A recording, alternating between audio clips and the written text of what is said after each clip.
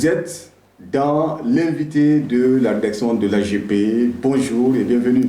Cet entretien de l'agence guinéenne de presse consiste à décortiquer l'actualité en invitant des personnalités dans leur domaine d'activité. Aujourd'hui, j'ai le plaisir de recevoir M. Patrice Kourouma. Il est le président du mouvement de concertation pour le développement de l'Afrique en abrégé, MOCODA. M. Kourouma, bonjour. Bonjour. Patrice Kourouma est titulaire d'une maîtrise en économie. Il a été conseiller à la présidence sous le régime Alpha Condé, puis chargé de mission. Patrice est aussi directeur des études de la planification et des stratégies à Africa Consulting SA. Patrice Kourouma est aussi, il faut le dire, chef d'entreprise. Il est actuellement président du mouvement de concertation pour le développement de l'Afrique en abrégé, MOCODA, je le disais tout à l'heure. Alors, M. Kourouma, présentez-nous brièvement votre mouvement. Le MOCODA, comme vous avez si bien dit, mouvement de concertation pour le développement de l'Afrique. Il y a 3 ans, nous nous sommes réunis, un certain nombre de ressortissants Guinée, dont moi, de Côte d'Ivoire, du Madagascar, de l'Afrique du Sud, un peu tout. La question centrale qui a motivé la mise en place du mouvement de concertation pour le développement de l'Afrique est la suivante. Comment peut-on détenir plus d'un tiers de richesses, tout minerai confondu, et rester le continent le plus pauvre du monde? Voilà la question centrale à partir de laquelle nous avons dit que nous avons un devoir de restitution des petites expériences que nous avons vécues individuellement. Et nous avons mis en place cette plateforme d'échange pour apporter des contributions qui visent à accompagner les efforts de l'État, des États, pas à se substituer aux actions des États. Et le MOCODA est composé aujourd'hui des personnes issues des différentes catégories socio-professionnelles, des diplomates, des anciens ministres, des anciens sénateurs et même des députés en activité dans d'autres pays. Et nous organisons annuellement et des fois même de façon, il y a des urgences semestrielles, nous organisons des rencontres pour mettre en place, de mutualiser nos efforts, tirer les expériences vécues dans chacun des pays et les soumettre aux appréciations de nos États. Quelle analyse faites-vous des polémiques entourant la CEDEAO en matière de gestion des crises politiques dans les pays de l'Afrique de l'Ouest? Nous avons pensé au MOCODA que jusqu'à l'avènement du Niger, la CEDEAO avait fait un travail remarquable dans la gestion des crises, que ce soit ici en Guinée, que ce soit au Mali, que ce soit au Burkina. C'est la question du Niger qui a attiré notre attention et nous avons manifesté notre désapprobation par rapport aux résolutions prises à ce moment-là par la CEDEAO. Puisqu'il était question d'intervenir militairement, ce qui n'a pas été fait et en Guinée, et au Mali, et au Burkina, mais d'intervenir militairement au Niger. Nous avons trouvé que ça, c'était une mesure disproportionnée et que le retour à l'ordre constitutionnel ne devrait pas faire l'objet d'une attaque militaire des Africains contre les Africains. Dès lors même que la guerre en Ukraine, ce sont ces mêmes Africains qui font des missions pour mettre fin à cette guerre. Alors comment générer des guerres encore chez nous ici, soi-disant retour à l'ordre constitutionnel? Il y avait d'autres voies et recours, et c'est ce que nous avons toujours prôné. Et heureusement que cette cavale médiatico-militaire n'a pas abouti. D'accord, c'est peut-être quasiment la même situation au Mali. Ce que vous venez d'expliquer là. Les crises politiques. En fait, c'est à peu près la même chose. Non, ce n'est pas la même chose. Vous savez, les transitions se passent relativement bien à des degrés divers. Si vous prenez par exemple la Guinée, nous n'avons pas, on dit Dieu merci, nous ne sommes pas confrontés à une situation aujourd'hui d'invasion terroriste. Le Mali, le nord du Mali, vit dans ça, et le Burkina et le Niger sont des pays en proie avec les djihadistes. Donc les situations ne sont pas les mêmes. Et si on prend le cas au Mali, au Burkina, c'est pas pour rien, même si nous on ne soutient pas créer l'alliance des pays du Sahel, nous ne le soutenons pas parce que tout ça ce sont des éléments fractionnistes d'une unité africaine qui n'est pas encore retrouvée. Mais les situations ne sont pas les mêmes. Mais globalement, on peut supposer que la CEDEAO, comme je vous ai dit, jusqu'à l'avènement du cas du Niger, la CEDEAO avait eu vraiment une attitude responsable. D'accord. Voilà. Comment voyez-vous l'alternance politique dans les pays dits francophones et ceux anglophones? Dans une de mes émissions précédentes, je me suis permis à faire un petit calcul arithmétique. J'ai pris l'exemple de 6 pays, dont par exemple, on peut les citer d'ailleurs, on n'a pas de honte à ça, que ce soit l'Ouganda, le Congo-Brazzaville, la Guinée équatoriale, ne serait-ce que ces 3 pays, et 3 autres. J'ai fait un petit calcul arithmétique. La longévité, la durée des chefs d'État de ces 6 pays au pouvoir. Je suis parvenu à faire un calcul, un total de 212 ans au pouvoir. 2 siècles et 12 années de longévité au pouvoir des chefs d'État. Et ce phénomène de longévité au pouvoir, il est vrai qu'il est beaucoup plus des pays d'obédience francophone que des pays d'obédience anglophone. Prenez l'exemple tout simple. En Sierra Leone, les élections, les alternances démocratiques sont observées avec beaucoup de responsabilités. Au Ghana, au Nigeria, ne serait-ce que les 3 pays. Mais si on fait une comparaison avec les pays d'obédience francophone, bon, avec tout le respect qu'on lui doit, même le président Ouattara, qui est aujourd'hui dans une sorte de continuité perpétuelle, c'est là où on se pose la question franchement. Mais on va relativiser, M. Kourouma. C'est vrai qu'il y a certains chefs d'État, certains présidents de la République qui restent très longtemps au pouvoir, mais qui font l'affaire. Et la population acquiesce. La population accepte la politique de ce chef d'État. M. Ba, c'est justement l'erreur qui est commise dans des interprétations de certains chefs d'État au pouvoir. Parce qu'on a tendance à expliquer, mais il travaille bien, pourquoi on va le remplacer. Ça, c'est un faux débat.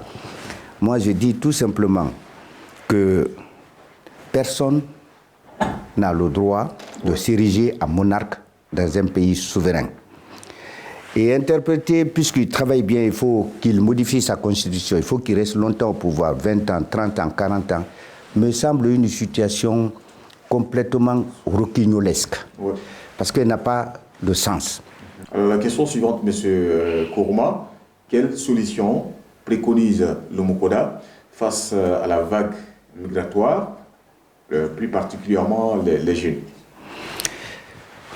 Les vagues migratoires aujourd'hui, c'est vrai, on assiste à ça, c'est un phénomène, on dirait, international, mais surtout africain. Il y a 2 mots qui caractérisent aujourd'hui cette forte vague migratoire. Le désespoir et la désillusion.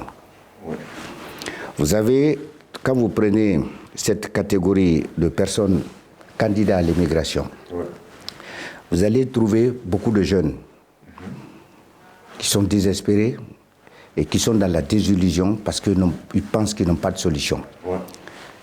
Et vous avez aussi des travailleurs du secteur informel. Ce sont les 2 catégories souvent qui sont motivés à l'idée d'aller chercher le bonheur ailleurs. Et ce problème, moi, à mon avis, j'ai toujours dit, et je ne suis pas le seul d'ailleurs, beaucoup de bonne volonté l'ont dit avant moi, qu'il faut un problème, une solution africaine. Et cette solution africaine vient du fait que mutualiser les efforts, voir les problèmes qui aujourd'hui sont à l'origine de ce départ massif et pour une aventure inconnue, des drames que nous connaissons dans des océans et les mers les plus hostiles. Il va falloir que l'Afrique prenne ses responsabilités. Et c'est ce que je dis, que tous les problèmes de l'Afrique aujourd'hui, nous devons, au Mokoda, c'est ce que nous faisons, avoir une approche holistique des problèmes qui se posent en Afrique.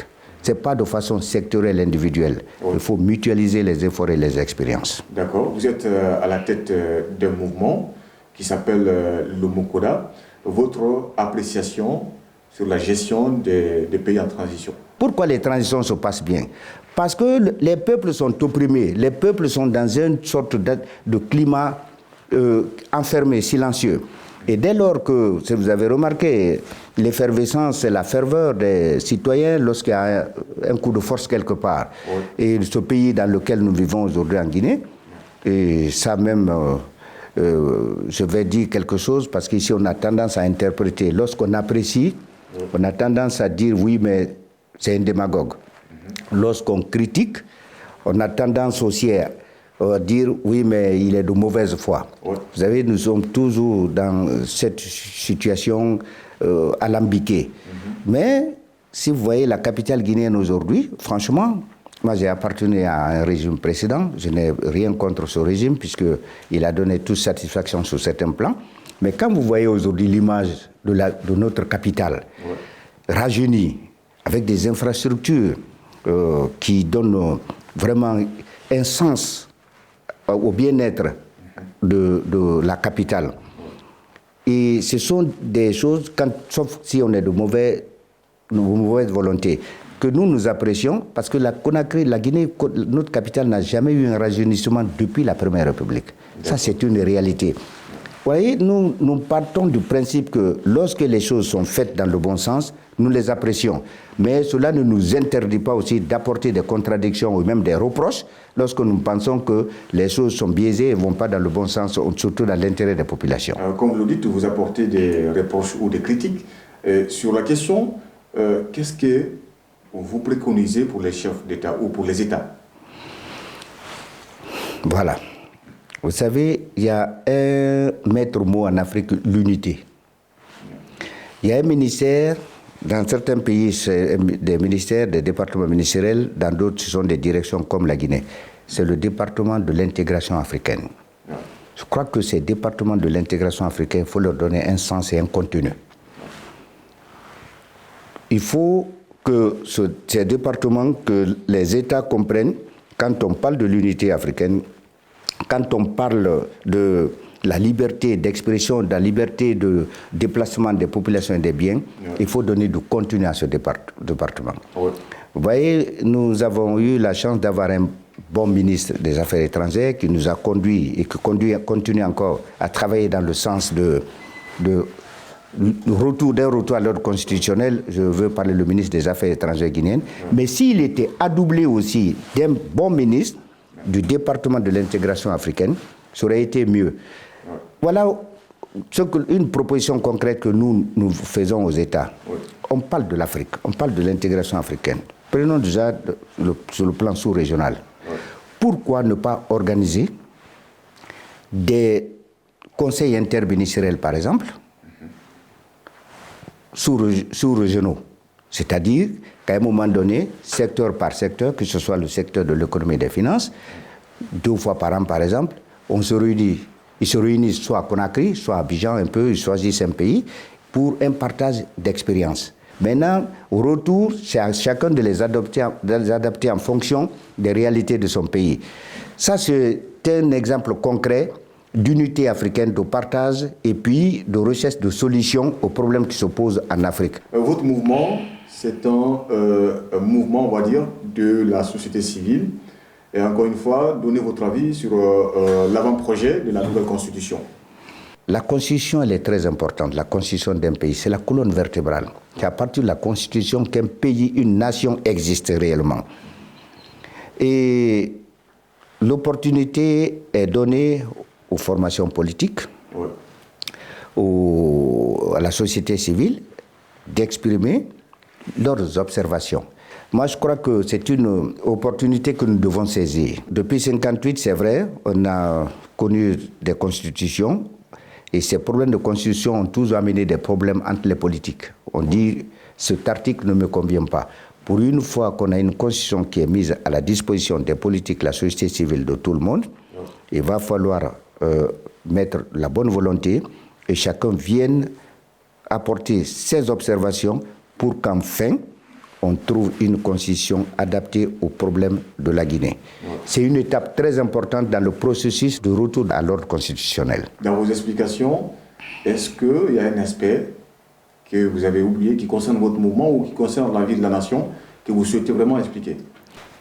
L'aspect le plus important aujourd'hui est, comme je dis, en résumé, que les problèmes de l'Afrique doivent trouver leur solution en Afrique. Et ce mouvement que nous avons mis en place, aujourd'hui, est disposé à recevoir toutes les contributions nécessaires des citoyens africains pour que nous prenions à bras le corps les problèmes qui gangrènent nos pays. En partant du principe que l'Afrique est confrontée, tous les pays africains sont confrontés au même problème. Vous allez voir des gens qui vont vous parler du pouvoir d'achat, de la vie chère, de l'insécurité. Ce n'est pas un problème qui est propre à un pays, c'est un problème qui est presque global. Je peux dire mondial, mais global, on parle de l'Afrique. Et justement, il faut mutualiser les efforts, il faut apporter des solutions. Et ces solutions, nous sommes à la recherche permanente de ces solutions que nous mettons à la disposition des États pour les accompagner dans leurs efforts. Oui. Et nous recevons toute personne de bonne volonté, nous les recevons avec alacrité, avec panafricanisme, pour qu'ils apportent leur contribution, aussi modeste soit-elle, à la disposition de nos États africains. Monsieur Patrice Kourouma, merci. Merci à vous. Patrice Kourouma est président du mouvement de concertation pour le développement de l'Afrique, en abrégé, MOCODA. Donc on était là pour parler de ce mouvement et puis de la vie de la nation et des pays de la sous-région. Merci aux internautes, merci également à l'équipe technique qui est vraiment très disponible. Je la remercie encore une fois. Merci de consulter notre site web, le www.agpguinée.com. AGP au cœur de l'information.